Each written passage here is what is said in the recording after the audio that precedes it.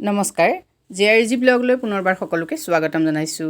আজি আলোচনা কৰিবলৈ লৈছোঁ আপোনালোকৰ প্ৰিয় শিতান আপোনালোকৰ প্ৰশ্ন মোৰ উত্তৰ সন্দৰ্ভত।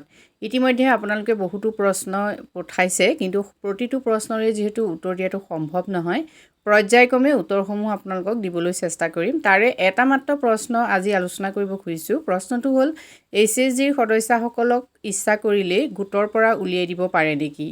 মই আগৰ বহুবোৰ ভিডিঅ'ত এই কথাটো কৈছোঁ যে SHG এটা গণতান্ত্ৰিক গোট হয়, অৰ্থাৎ SHG এটা সদস্যসকলৰ সামূহিক প্ৰচেষ্টাত গঢ়ি উঠে আৰু SHGটো গঢ়ি তোলাৰ অন্তৰালত কিছুমান নীতি নিৰ্ধাৰণ কৰি থোৱা হয়।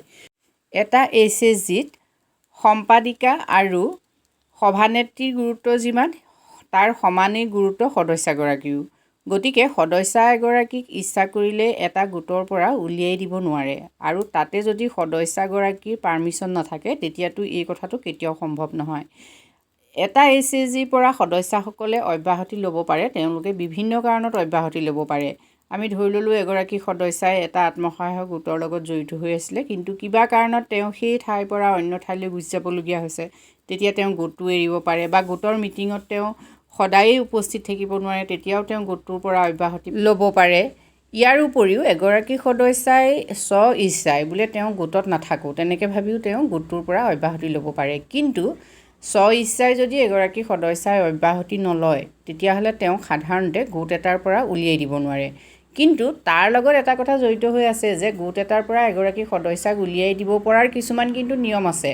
নিয়মবোৰ ঠিক এনেকুৱা, যদি সদস্যগৰাকীয়ে গোটটোৰ যিখিনি ৰুল ৰেগুলেশ্যন, সেই ৰুল ৰেগুলেশ্যনখিনি যদি তেওঁ কোনোদিন নেমানে, অনুসৰণ নকৰে, আমি ধৰি ল'লোঁ যে সদায় সাপ্তাহিক যি সভা হয়, সেই সভাত যদি তেওঁ সদায়েই উপস্থিত নাথাকে, তাৰ উপৰিও যদি যি সাপ্তাহিক সঞ্চয়, সেই সঞ্চয় যদি তেওঁ নকৰে, অৰ্থাৎ সপ্তাহৰ মূৰত দিব লগা যিটো বৰঙণি, সেই বৰঙণিটো যদি তেওঁ সদায়েই নিদিয়ে, ইয়াৰ উপৰিও যদি কোনোবাই ঋণ লয়, গোটটোৰ পৰা ঋণ লৈ সেই ঋণৰ বাবে যিখিনি সুদ, সেই সুদ পৰিশোধ নকৰে, ঋণো পৰিশোধ নকৰে, তেতিয়াহ'লে গোটটোৱে সাধাৰণ সভা পাতি সদস্যগৰাকীৰ ওপৰত শাস্তিৰ ব্যৱস্থা কৰিব পাৰে বা জৰিমনাও বিহিব পাৰে। কিন্তু প্ৰথম অৱস্থাতে গোটটোৱে ইচ্ছাকৃতভাৱে সদস্যগৰাকীক গোটটোৰ পৰা বাহিৰ কৰি দিব নোৱাৰে। প্ৰথম মিটিং পাতি সদস্যগৰাকীক এটা সুযোগ দিয়া উচিত, তেওঁ ভুলৰ বাবে যাতে ক্ষমা খোজে, লগতে ভৱিষ্যতে যাতে তেওঁ এনে ভুল নকৰে সেই সম্পৰ্কত তেওঁক লিখিত দিবলৈ সিদ্ধান্ত গ্ৰহণ কৰিব লাগে। ইয়াৰ পাছতো যদি সদস্যগৰাকী সংশোধন নহয় বা সদস্যগৰাকীয়ে যিখিনি নীতি নিয়ম বা তেওঁ যিখিনি দোষ কৰিছে, সেই দোষখিনিৰ বাবে যদি তেওঁ মাফ নোখোজে, তেতিয়াহ'লে সদস্যগৰাকীক গোটৰ পৰা উলিয়াই দিব পাৰে। কিন্তু উলিয়াই দিয়াৰ আগতে সদস্যগৰাকীয়ে যিখিনি সঞ্চয় কৰিছিল গোটটোত, তেওঁৰ যিখিনি প্ৰাপ্য, সেই প্ৰাপ্যখিনি কিন্তু তেওঁক পৰিশোধ কৰিব লাগিব। গতিকে SHG গোট এটাৰ পৰা ইচ্ছা কৰিলেই বা সদস্যগৰাকীৰ পাৰ্মিশ্যন নোহোৱাকৈয়ে সদস্যগৰাকীক গোটটোৰ পৰা উলিয়াই দিব নোৱাৰে। গতিকে গোটটোৰ পৰা উলিয়াই দিবলৈ হ'লে নিৰ্দিষ্ট নীতি নিয়ম অনুসৰণ কৰিহে এগৰাকী সদস্যাক গোটটোৰ পৰা উলিয়াই দিব পাৰিব। কিন্তু তাৰ লগতে সদস্যগৰাকীৰ নিজৰ ইচ্ছাও থাকিব লাগিব, অৰ্থাৎ এগৰাকী সদস্যাই স্ব ইচ্ছাই যদি ওলাই যাওঁ বুলি কয়, তেতিয়া তেওঁৰ যিখিনি পাব লাগে সেই সকলোখিনি হিচাপ নিকাচ কৰি তেওঁক দি দিয়াৰ পাছত তেওঁ গোটটোৰ পৰা বিদায় দিব পাৰে।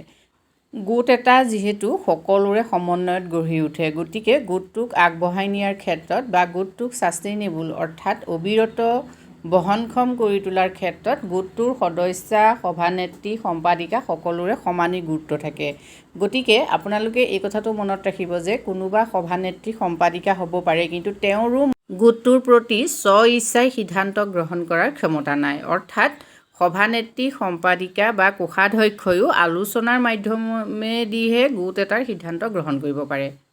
গোট এটাই যিহেতু আমাক আত্মসংস্থাপন হোৱাত সহায় কৰে আৰু অৰ্থনৈতিকভাৱে সবল হোৱাত সহায় কৰে। গতিকে গোট এটা নিয়াৰিকৈ চলাই ৰখাৰ ক্ষেত্ৰত সভানেত্ৰী, সম্পাদিকাৰ দায়িত্ব যিমান, তাৰ সমানেই দায়িত্ব আছে সদস্যসকলৰো। আজিৰ ভিডিঅ'টোত আমি এইখিনি কথাই আপোনালোকৰ বাবে আগবঢ়াইছোঁ। যদি উপকৃত হৈছে কমেণ্ট কৰি জনাব। ধন্যবাদ।